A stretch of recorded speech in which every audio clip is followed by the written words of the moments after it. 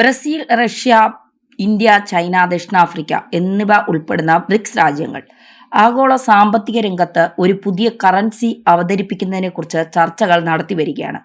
ഈ സംരംഭം US ഡോളറിന്റെ ആധിപത്യം കുറയ്ക്കുകയും ബ്രിക്സ് രാജ്യങ്ങൾ തമ്മിലുള്ള വ്യാപാരം എളുപ്പമാക്കുകയും ചെയ്യുക എന്ന ലക്ഷ്യത്തോടെയാണ് വരുന്നത്. 2023 ബ്രിക്സ് ഉച്ചകോടിയിൽ ഈ രാജ്യങ്ങൾ ഒരു പൊതു കറൻസിയെക്കുറിച്ചോ അല്ലെങ്കിൽ ദേശീയ കറൻസികളുടെ ഒരു ബാസ്ക്കറ്റിനെ അടിസ്ഥാനം ചെയ്തുള്ള കറൻസിയെക്കുറിച്ചുള്ള ചർച്ചകൾ ആരംഭിച്ചു. 2024 കസാൻ ഉച്ചകോടിയിൽ യൂണിറ്റ് എന്ന പേര് നൽകിയ ഒരു പുതിയ കറൻസിയെക്കുറിച്ചുള്ള ആശയം മുന്നോട്ട് വച്ചു. ഇത് സ്വർണത്തിന്റെ പിന്തുണയോടെ ആയിരിക്കുമെന്ന് നിർദ്ദേശിക്കപ്പെട്ടു. ബ്രിക്സ് രാജ്യങ്ങൾ 2014 ന്യൂ ഡെവലപ്മെന്റ് ബാങ്ക് സ്ഥാപിച്ചു. ഇത് $50 ബില്യൺ മൂലധനത്തോടെ ആരംഭിച്ചു. 2024 $32 ബില്യൺ 96 പ്രോജക്റ്റുകൾക്കായി ഈ ബാങ്ക് അനുവദിച്ചു. കൂടാതെ കണ്ടെയ്നിങ് റിസർവ് അറേഞ്ച്മെന്റ്, അതായത് CRA എന്ന സംവിധാനം ആഗോള സാമ്പത്തിക സമ്മർദ്ദങ്ങളിൽ നിന്ന് അംഗരാജ്യങ്ങളുടെ കറൻസികളെ സംരക്ഷിക്കാൻ ലക്ഷ്യമിടുന്നു. ഒരു പോയിന്റ് സിസ്റ്റം വികസിപ്പിക്കുന്നതിനുള്ള ചർച്ചകളും, അതായത് ഡോളറിന് പകരമായി ഒരു പോയിന്റ് സിസ്റ്റം വികസിപ്പിക്കാനുള്ള ചർച്ചകളും 2015 ബ്രിക്സ് ഉച്ചകോടിയിൽ ആരംഭിച്ചു. ഇതിന്റെ ഭാഗമായി ബ്രിക്സ് പേ, ബ്രിക്സ് ബ്രിഡ്ജ് എന്നിവയും പരിഗണനയിലാണ്. ഭാരതം ബ്രിക്സിന്റെ പുതിയ കറൻസി ആശയത്തോട് ജാഗ്രതയോടെയാണ് സമീപിക്കുന്നത്. 2023 ജോഹന്നാസ്ബർഗ് ഉച്ചകോടിയിൽ വിദേശകാര്യമന്ത്രി S ജയശങ്കർ ബ്രിക്സ് കറൻസിയെക്കുറിച്ചുള്ള ആലോചന ഇല്ലെന്ന് വ്യക്തമാക്കി. US ഡോളറിന്റെ ആധിപത്യത്തെ വെല്ലുവിളിക്കുന്നതിന് പകരം ദേശീയ കറൻസികളിൽ വ്യാപാരം വർദ്ധിപ്പിക്കാനാണ് ഇന്ത്യയുടെ ശ്രദ്ധ. 2022 റഷ്യക്കെതിരായ പാശ്ചാത്യ ഉപരോധങ്ങൾക്ക് ശേഷം റിസർവ് ബാങ്ക് ഓഫ് ഇന്ത്യ അന്താരാഷ്ട്ര വ്യാപാരത്തിന് രൂപയിൽ ഇൻവോയ്സിങ്ങും പേയ്മെന്റും അനുവദിച്ചു. ഭാരതത്തിന്റെ, അതായത് ഇന്ത്യയുടെ യൂണിഫൈഡ് പേയ്മെന്റ് ഇന്റർഫേസ്, അതായത് UPI ഒരു വലിയ വിജയമാണ്. ഇത് Singapore, UAE, Bhutan, Nepal, France, Mauritius തുടങ്ങിയ രാജ്യങ്ങളിൽ സ്വീകരിക്കപ്പെടുന്നുണ്ട്. ബ്രിക്സ് രാജ്യങ്ങൾക്കിടയിൽ UPI പോലുള്ള ഒരു ഡിജിറ്റൽ പേയ്മെന്റ് സംവിധാനം നടപ്പിലാക്കാൻ ഇന്ത്യക്ക് സാങ്കേതിക നേതൃത്വം നൽകാൻ കഴിയുമെന്ന് വിദഗ്ധർ പറയുന്നുണ്ട്. എന്നാൽ ബ്രിക്സ് രാജ്യങ്ങൾ തമ്മിലുള്ള വിശ്വാസക്കുറവും സാങ്കേതിക വ്യത്യാസങ്ങളും വെല്ലുവിളികളാണ്. ഒരു പൊതു ബ്രിക്സ് കറൻസി നടപ്പിലാക്കുക എളുപ്പമല്ല. ബ്രിക്സ് രാജ്യങ്ങളുടെ സാമ്പത്തിക, രാഷ്ട്രീയ, ഭൂമിശാസ്ത്രപരമായ വൈവിധ്യങ്ങൾ ഒരു ഏകീകൃത കറൻസിയുടെ സാധ്യതയെ സങ്കീർണമാക്കുന്നു. ചൈനയുടെ യുവാൻ കറൻസിയുടെ ആധിപത്യവും വിലയിരുത്തണം, കാരണം ഇത് ചൈനയുടെ സാമ്പത്തിക സ്വാധീനം വർദ്ധിപ്പിച്ചേക്കാം.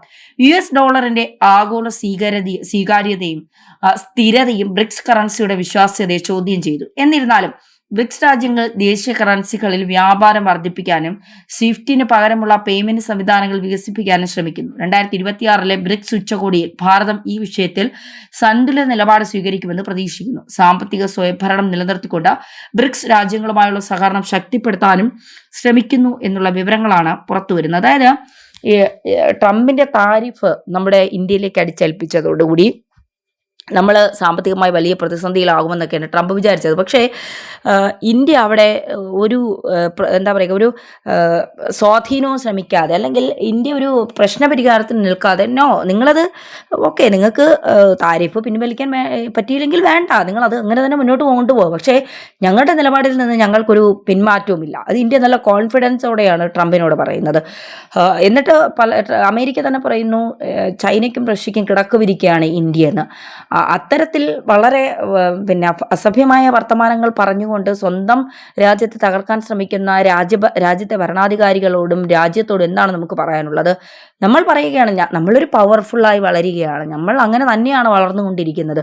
നമ്മുടെ GDP ഒക്കെ വലിയ രീതിയിൽ ഇപ്പോൾ 7.8% നമുക്ക് ആഭ്യന്തര ഉൽപ്പാദനമായിരിക്കുന്നു. അത് ഈ താരിഫ് വന്നതോടുകൂടി ഒരു 6.2% മാറും. അത് സ്വാഭാവികമായുള്ള പ്രതിസന്ധികൾ ഉണ്ടാകും. പക്ഷെ എങ്കിൽ പോലും ആ പ്രതിസന്ധികളൊക്കെ മറികടക്കാൻ ഇന്ത്യക്ക് നിഷ്പ്രയാസം കഴിയും എന്നുള്ളത് ഒരു യാഥാർത്ഥ്യം. പിന്നെ ലോകം മുഴുവൻ ഡോളറിലാണ് ഇങ്ങനെ ശ്രദ്ധ കേന്ദ്രീകരിക്കുന്നത്. ഡോളറിൻ്റെ ഇടിവ് അതൊക്കെ പല പ്രതിസന്ധികൾക്കും ഇടയാകും, പല വ്യവസായങ്ങൾക്കും വലിയ ബുദ്ധിമുട്ടുകൾ ഉണ്ടാകും, സാമ്പത്തിക പ്രതിസന്ധികളും ഉണ്ടാകും. അപ്പോഴാണ് ഇന്ത്യ ഒരു യൂണിറ്റ് എന്ന രീതിയിൽ ഒരു കറൻസി ഉപയോഗിക്കാൻ ഇന്ത്യ ഒരുങ്ങുന്നു എന്നുള്ളത്. അതായത് ബ്രിക്സ് രാജ്യങ്ങളുടെ ഒരു കൂട്ടായ്മ പക്ഷെ അവിടെ ചർച്ച ചെയ്യുന്നത് ഇന്ത്യയുടെ ഒരു നെറ്റ്വർക്ക്, ഒരു സാങ്കേതിക വിദ്യ,